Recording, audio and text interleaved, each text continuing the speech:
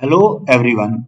Let's read this question. The question says that if the volume of a cube is 3 under root 3 a cube cubic unit, then its total surface area.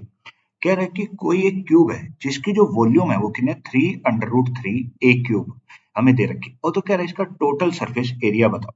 अब जैसे कि हम जानते हैं उसने हमें सबसे पहले गिवन क्या है, उसने हमें गिवन है टोटल क्या गिवन है, volume of the cube given है, यानी वॉल्यूम ऑफ क्यूब ये हमें गिवन है।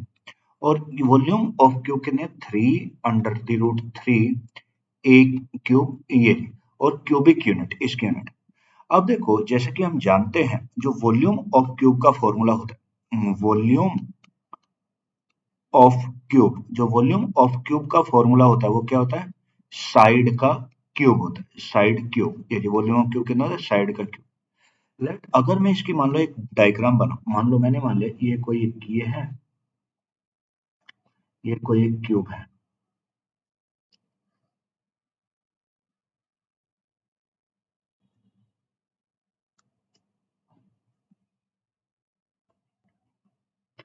इसकी साइड मैंने किससे रिप्रेजेंट कर दी, एस से रिप्रेजेंट कर दी। मान लो ये लेंथ भी एस है, ब्रेथ भी एस है और हाइट भी क्या एस है, क्योंकि हम जानते हैं जो क्यूब होता है उसमें लेंथ ब्रेथ और हाइट तीनों क्या होते हैं, बराबर होते हैं। तो मैंने लेंथ को भी एस मान लिया, ब्रेथ को भी एस मान लिया और हाइट को भी एस मान लिया। ये जी, तो मैंने साइड को एस लेट कर लिया। अगर मैं यहाँ से अब इसे रखूं तो ये एस का क्यूब, एस क्या रिप्रेजेंट कर रहा है, साइड को। तो एस इक्वल टू, उसने हमें क्या दे रखा है, वॉल्यूम दे रखा है 3 अंडर रूट 3 ए क्यूब, ये हमें दे रखा है 3 अंडर रूट 3 ए क्यूब।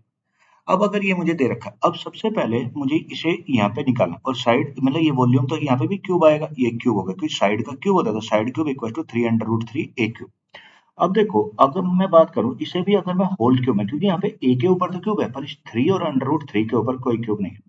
अब अगर मैं आपसे पूछूं ये बताओ जो 3 होता है, 3 होता है वो किसका स्क्वायर होता है। भाई 3 जो होता है वैसे तो किसी का स्क्वायर नहीं होता, बट अगर फिर भी मैं इसे स्क्वायर के फॉर्म में लिखना चाहूँ नॉर्मली, तो इसे हम किसका स्क्वायर लिख सकते हैं, मतलब 3 परफेक्ट स्क्वायर किसमें, तो ये क्या होगा, अंडर रूट 3 का स्क्वायर हम इसे लिख सकते हैं। परफेक्ट स्क्वायर के फॉर्म में लिखना है तो अंडर रूट 3 का स्क्वायर हम लिख सकते हैं। तो ये हो गया, तो इस 3 को अगर मैं लिखूं अंडर रूट 3 का स्क्वायर, और ये कितना हो गया into under root 3, under root 3 ये, और ये कितना हो गया ए क्यूब हो गया। अब देखो जैसे कि हम जानते हैं ए की पावर m इंटू ए की पावर n, तो क्या होता है ए की पावर m प्लस n होता है जी। अब देखो यहाँ पे रूट 3 का स्क्वायर था और यहाँ पे रूट 3 की पावर जिसके ऊपर को नहीं लिखा होता वो 1, तो ये 2 पावर ये और 1 ये, तो ये कितना हो जाएगा, ये अगर इसे लिखेंगे तो ये होगा अंडर रूट 3 का क्या हो जाएगा, क्यूब हो जाएगा, और ये होगा ए क्यूब ये। तो अगर इसे पूरे को लिखा जाए तो ये बन जाएगा मेरा क्या भाई, इसे लिखेंगे तो ये बन जाएगा अंडर रूट 3 ए का होल क्यूब बन जाएगा ये। तो मेरा जो यहाँ से एस का क्यूब का मान आ गया, साइड के क्यूब का मान आ गया वो कितना, ये s cube equal to under root 3 a का होल क्यूब। तो यहाँ से अगर एस निकालूंगा तो एस कितना आ जाएगा अंडर रूट 3 ए।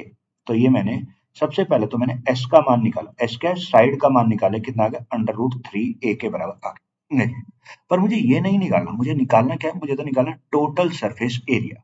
तो अगर मैं बात करूं टोटल सरफेस एरिया, अगर हम यहाँ पे लिखें total surface area TSA of cube, cube की बात करेंगे तो टीएसए जो होता है क्यूब का वो क्या होता है 6a² होता है, कितना 6a²। तो अगर 6a² होता है तो रखो यहाँ पे वैल्यू, वो 6a नहीं साइड 6, यहाँ पे ए तो यहाँ पे उसने लिख रखा है तो ये क्या लिखें 6 इंटू साइड का स्क्वायर। तो साइड कितनी है एस है और उसका स्क्वायर 6 साइड स्क्वायर ये।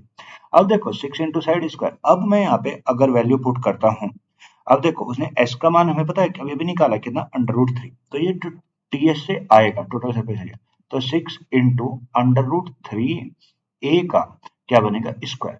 तो इसे खोलो तो 6 इंटू अंडर रूट 3 का स्क्वायर करेंगे तो कितना 3 हो जाएगा, और ए का स्क्वायर करेंगे तो ए स्क्वायर, तो 6 इंटू 3 ना 18 ए स्क्वायर, यानी जो उसका टोटल सरफेस एरिया निकल के आएगा, जो उस चीज का जो टोटल सरफेस एरिया निकल के आएगा वो कितना 18 ए square. So the final answer of this question, that is total surface area, is 18 a square.